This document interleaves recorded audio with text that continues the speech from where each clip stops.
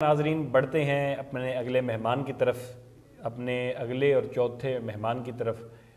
پہلے بھی شخصیت کا تعارف کروا چکا ہوں، ایک مذہبی اور سیاسی جماعت سے آپ کا تعلق ہے۔ یقیناً آپ کی خدمات کسی سے ڈکی چھپی نہیں، آپ اپنا تعارف خود رکھتے ہیں۔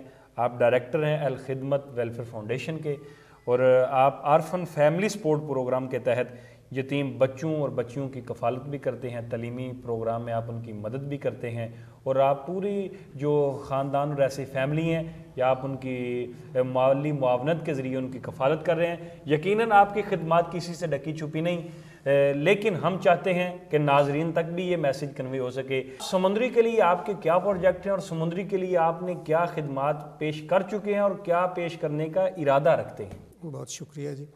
بسم اللہ الرحمن الرحیم۔ سب سے پہلے تو الخدمت فاؤنڈیشن پوری دنیا میں اور بالخصوص پاکستان میں جب بھی کوئی آفت اور مصیبت آتی ہے تو متحرک ہوتی ہے اور اپنا ایک بڑا رول ادا کرتی ہے۔ تو کل بھی الجزیرہ نے یہ رپورٹ کیا ہے کہ فلسطین میں جو سب سے بڑا امدادی کیمپ ہے وہ الخدمت کا ہے۔ اس سے نہ صرف الخدمت کا قد کاٹھ اور ان لوگوں کا رضاکاروں کا بلند ہوتا ہے، بلکہ پاکستان کا نام بھی الخدمت نے روشن کیا ہے۔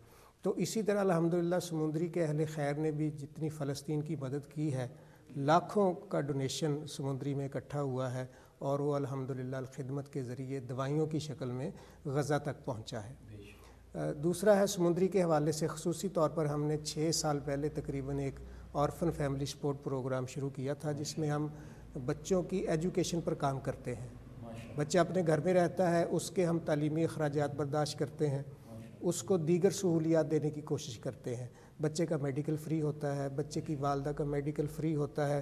پھر اگر بچے کی والدہ جو ہماری بہنیں ہیں بیوہ خواتین، اگر وہ کوئی کام کرنا جانتی ہیں تو ان کو نیا کام شروع کروانے کے لیے، کاروبار کروانے کے لیے آسان قرضے ہم دیتے ہیں ان فیملیز کو۔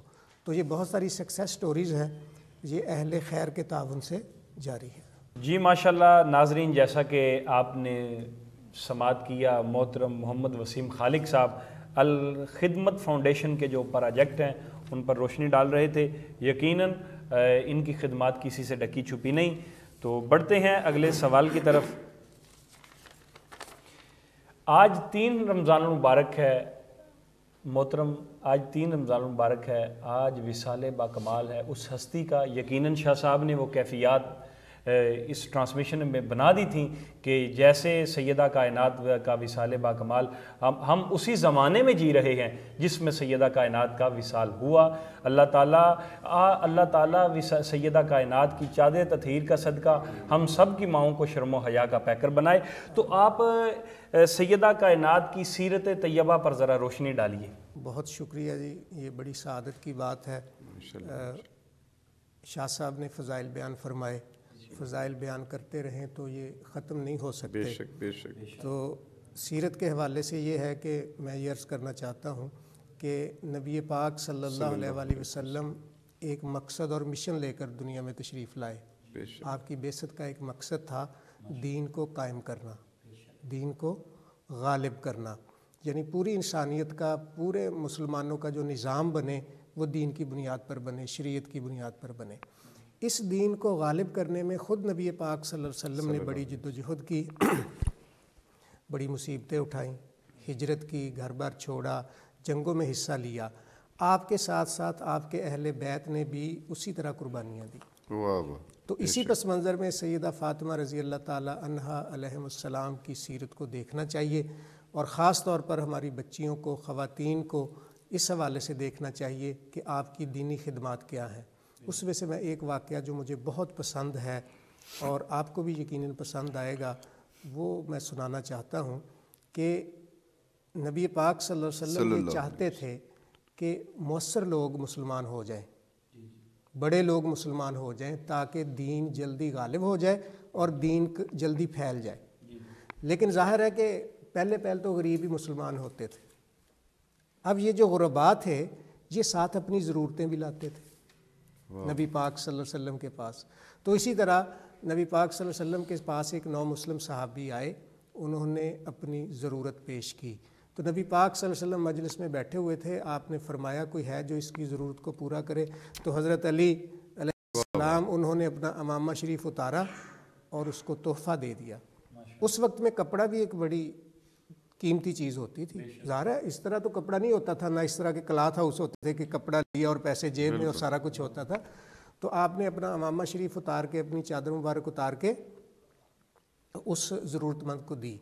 تو اس کو کھانے کی بھی طلب تھی، نبی پاک صلی اللہ علیہ وسلم نے بھیجا گھر بھی کسی کو کہ جاؤ فاطمہ سے کہو کہ کھانے کا اہتمام کرے۔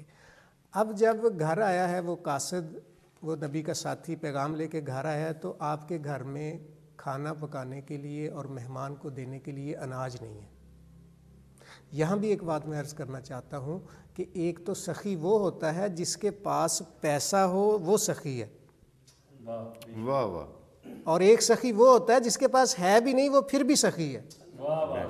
تو اہل بیت اور حضرت علی رضی اللہ تعالیٰ عنہ اور حضرت فاطمہ رضی اللہ تعالیٰ عنہا، ان کی مثال ہے کہ ان کے پاس یہ جوڑ جوڑ کے نہیں رکھتے تھے، یہ بچا بچا کے نہیں رکھتے تھے، لیکن پھر بھی ہر وقت یہ سخی تھے۔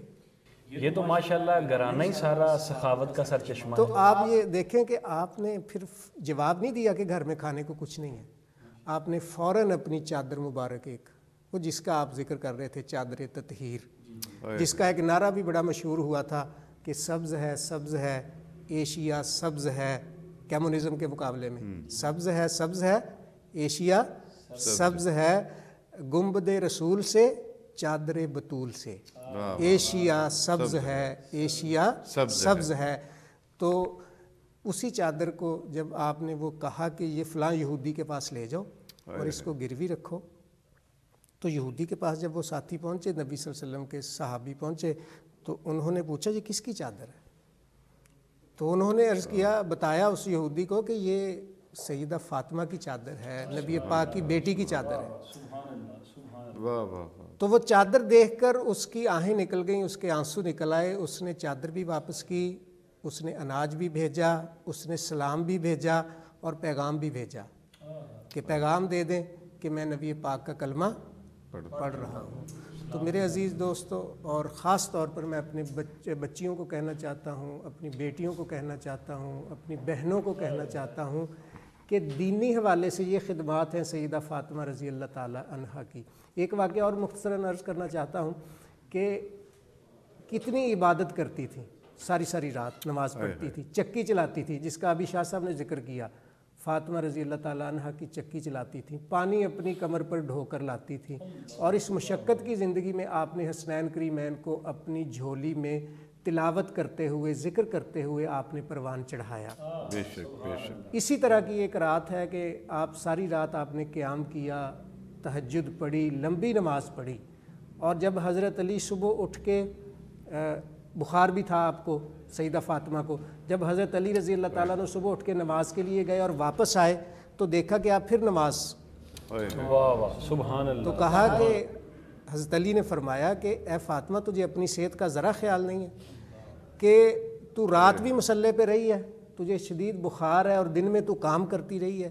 یہ میں بیٹی کو لیے کہنا چاہتا ہوں۔ تو سیدہ فاطمہ نے فرمایا کہ اے علی، اس سے بڑی میری خوش قسمتی کیا ہو سکتی ہے کہ میں تیری خدمت کرتے کرتے اور اللہ کی عبادت کرتے کرتے اس دنیا سے چلی جاؤں۔ بے شک بے شک۔ تو آج کا یہی پیغام ہے کہ سیرت سیدہ فاطمہ ہمیں پڑھنا چاہیے، پڑھانا چاہیے، پھیلانا چاہیے۔